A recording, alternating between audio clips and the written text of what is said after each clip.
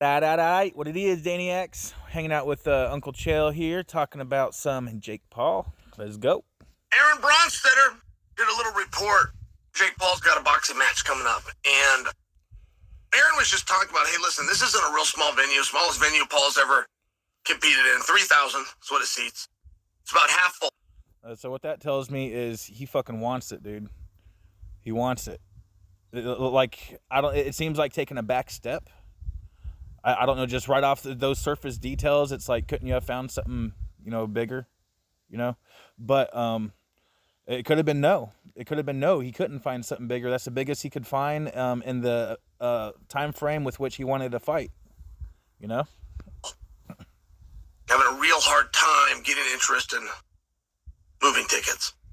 So Jake spoke to it. Jake said, I don't care. I love to box. I just want to box. You guys are talking about the crowd, the money, and the business. I don't care. I want to compete. I think I can be a world champion. So that's interesting by both, right? It's very interesting because we have wondered over here at Bad Guy Inc. many times, should Jake Paul be?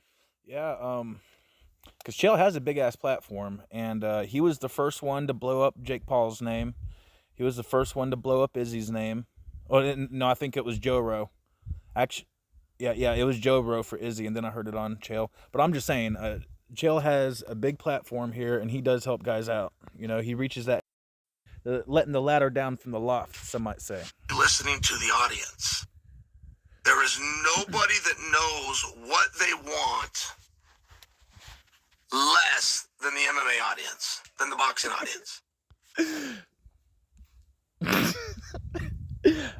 I don't know. I would say girls. Just in general, girls. Because, the majority of the MMA audience is male. And so I would have to counter that point and just say generally, females. Know less about what they want than MMA fans. They could not sit down and write you a design you, this is what I want. If you brought it to them, they're not guaranteed to give a damn. They don't know what. Someone say boxing, what I want? Oh, okay. Deontay Wilder and Francis Ngannou. They want. That's what I want. So it's your job as the smartest guy in the room to bring them something. In reverse order, see, right? You don't ask them what they want and then bring it to them. You create it. You tell them you want this, and you put that in their face, and they'll eat it up.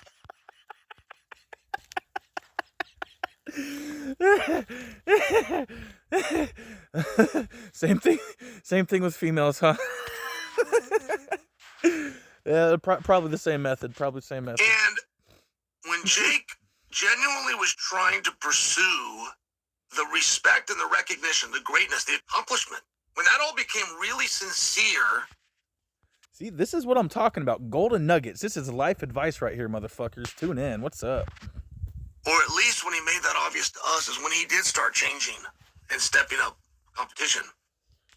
And one of the things I don't know, me personally, when I really acknowledged that Jake was serious and legit, when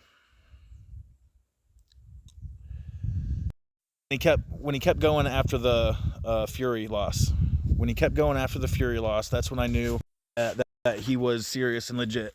For me personally, as an observing fan. Regardless of the business and how great everything has been, one of the statements that continues to come back is that Jake needs to fight an actual boxer, a current today competitive boxer. And I remember seeing that and thinking, boy, I hope he doesn't ever take those people's advice. There's nothing the people are telling Jake he needs to do. Yeah, because I've been listening to Chael for forever, and way back then when people first started saying that, Chael was like, no, they are not telling you that because that's what they want to see. They are telling you that because that's the best thing that will get you to bomb quickest. All right? And there's something to that for sure. But I think Jake is past the point of what everyone else wants. He's doing what the fuck he wants. He's got the money. He's chasing something, and I applaud that. Good on you, Holmes. That if he does, we'll help them. Like, they're not going to come along and support him just because he now has done what they said he needs to do. They're not going to be more amped up. They're not more. But yeah, me as a fan, yeah, sure, I want to see Jake fight a couple real boxers too. Sure. Yeah. Let's go. More likely to buy a ticket. They're not more likely to buy a t-shirt. They're not even more likely to go to social media and say something nice about you. They will then use the fact that you did that to say, I don't even know who this person is and I don't have interest. There's nothing that you can do within getting the opinion of them telling you what it is they want that will ever work. See, and little thing I'm realizing is, and this goes back to something that Chael has stated very early on his YouTube channels, was that, you know, it's all about the performance. You know, people, it's all about the performance. When he goes up to fight this boxer, it all depends on how the performance plays out, whether people will say it was justified or a good move or not. I was just curious how Jake was going to do that. I don't deny his sincerity. There's some things that are statements, right? If you don't sell any tickets, you got to say, I don't care if I sell tickets. Like, there is good, solid PR, and he's a master of doing good, solid PR. The problem within boxing is if it's not doing something that's a sustainable from a revenue standpoint, it stops happening. You don't get the next match and the next match. There is not a competitiveness towards a world championship. There is a political, which you just hit the nail on the head right there, which is the goal for Jake. You know, that motherfucker's chasing something. He's got a goal. You know, he wants the actual legit boxing championship, and I think he wants to go from there and then grab a MMA championship, because I mean, unless Francis beats him to it. Unless Francis beats him to it, no one's been a simultaneous boxing and MMA champion. And that will definitely put you down in the history books right there. Towards a world championship. And if that's the one that you're pursuing and you get to it, come hook or crook, you've got it done. I want to tell you, Shawn Michaels was a better pro wrestler than the Brooklyn Brawler. When Shawn won world championships and the Brawler never won a match. I mean, how would I do that? There's a script. It's pure 100% politics. I wouldn't know which one knew a better drop quick or a suplex. They're not being judged on that. That isn't the criteria. Some people said Hulk Hogan didn't know the difference between a wrist lock and a wristwatch. So if you go into an industry that is fully based on politics and you learn the politics of it, good for you. I wouldn't begrudge that. I would just always wonder if you were sincerely, you just wanted to box. Man, I don't care about them. I don't care. I want to box. Well, there's a way to do it, and there's a way that's also respected, and there's a way where you can become a world champion. I think what Chael's trying to say here, Jake, is, you know, before you go making moves, reach the fuck out to Chael. I think that's what he's trying to say here. That's what I'm getting from it. And nobody will question it. And that's for the amateur ranks. I don't know. I don't think Jake watches every single Chael like he needs to be, every single episode, like I've been doing for years. I don't think he does that, and I think he needs to.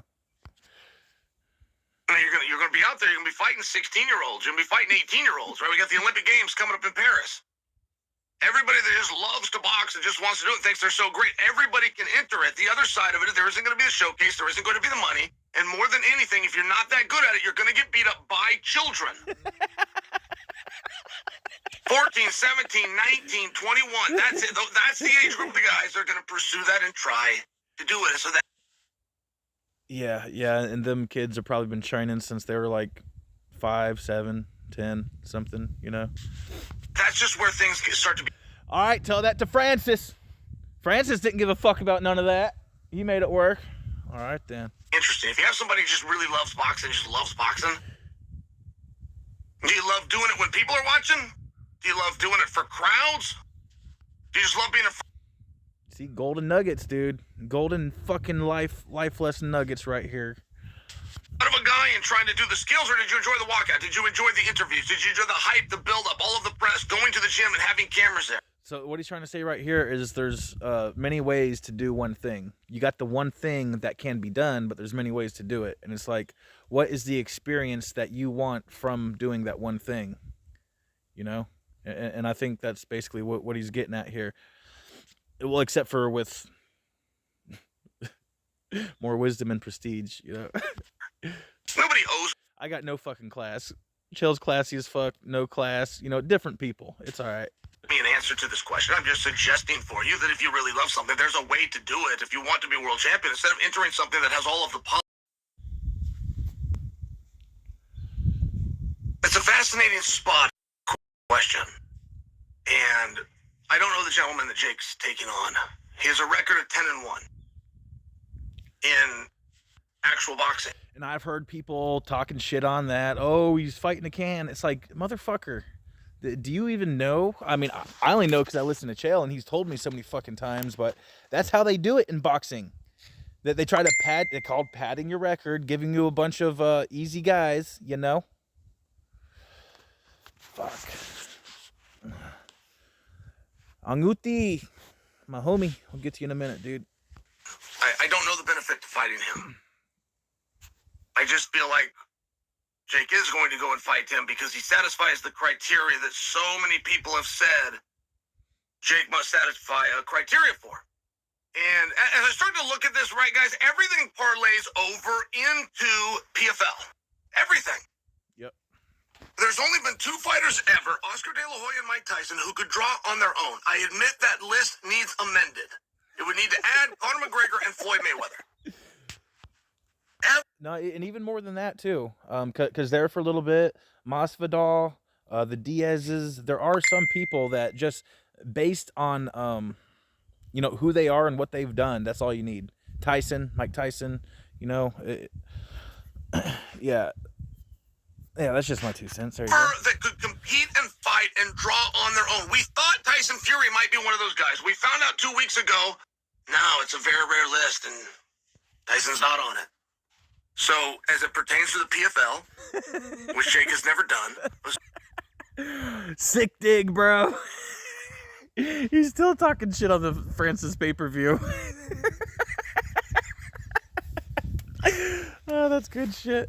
But now watch his next one, though.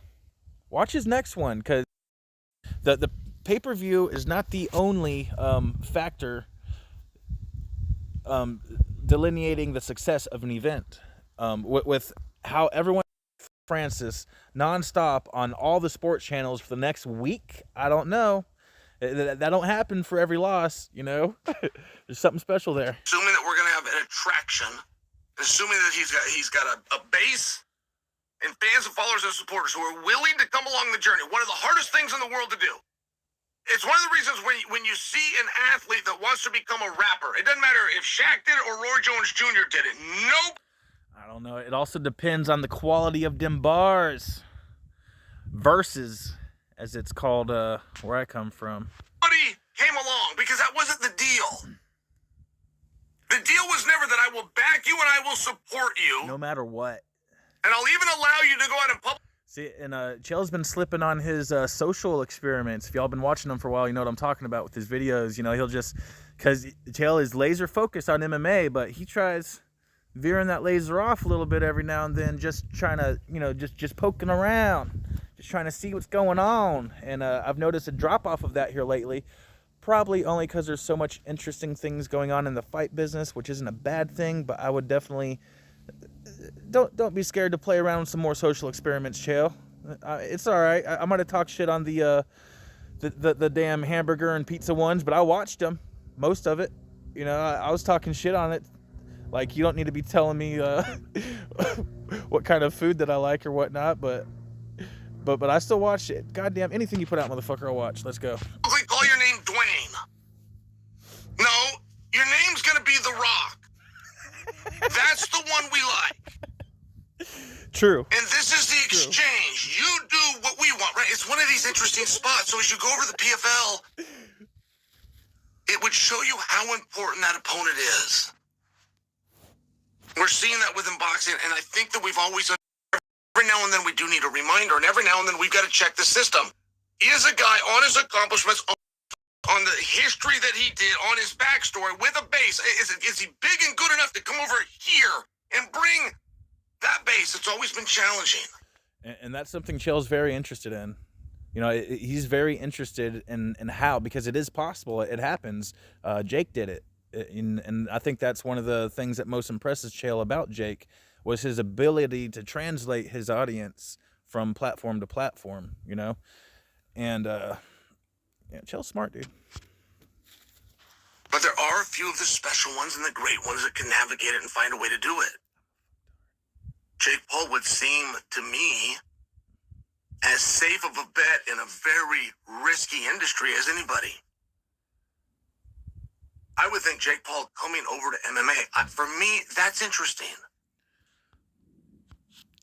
Yes, absolutely. I want to see both the Pauls do some MMA. You know, Logan ain't, but I mean, I think we know who the real fighter is here out of them boys. Come on now, I got my money on Jake, but I don't really like Logan either. I do like Jake. But Jake Paul within boxing, while I've watched a lot of matches, I didn't watch Tommy Fury. I'm on the other side of the chorus. I'm not as interested in Jake going out there with actual boxers. That's not as fun for me. I had more fun with the Ben Askren. I had more fun with Anderson Silva. I had my most fun with Nate Diaz. I liked that trajectory. Like George Masvidal. I'm just saying, me as a fan, I mean, those were okay. I wasn't super stoked about the Diaz, you know, the kind of going after the older fighters. It's like, yeah, you know, throw in some younger fighters in there for him. You know, I mean, just to placate some motherfuckers like me that are like, get in there with someone with your own damn age, you know. And we can come back to the old timer fucking MMA fighters. We can do that. But let's throw in some young blood in there too, man. Was becoming available. Or maybe we change that formula just slightly that packed the house and did $1 million plus gate. Maybe we change that just slightly and we keep with the MMA theme, but we find somebody active as opposed to retired. It would just seem as though we would stay within that direction. But it's not as though Jake is caught with his pants down. If they sold half the tickets, but it's a 3,000 seat venue, that means Jake and his team knew what they were looking at. Looks like they did a pretty good business assessment ahead of time to book a 3,000 seat venue. They had a good idea, which does lend towards the notion that Jake just loves to compete. I don't know. I'm confused. Did he not sell out the small venue? Is that what you're saying? I'm confused. Because when you first mentioned the small venue, I just assumed that it was such a small venue that, of course, it was sold out, you know? But, yeah, if he did not sell out a small venue like that, that's definitely problematic. You know, just optics-wise, you know? And he just loves to box. But as it comes over to MMA, and what are we going to do and who are we going to do it with? I think that at a minimum, based on the information that we have, at a minimum, we can agree the opponent matters. All right. There it is. Darklight and the bad guy hanging out with Chael. What's up, bruh? And I appreciate y'all rolling with me. I am the Darklight.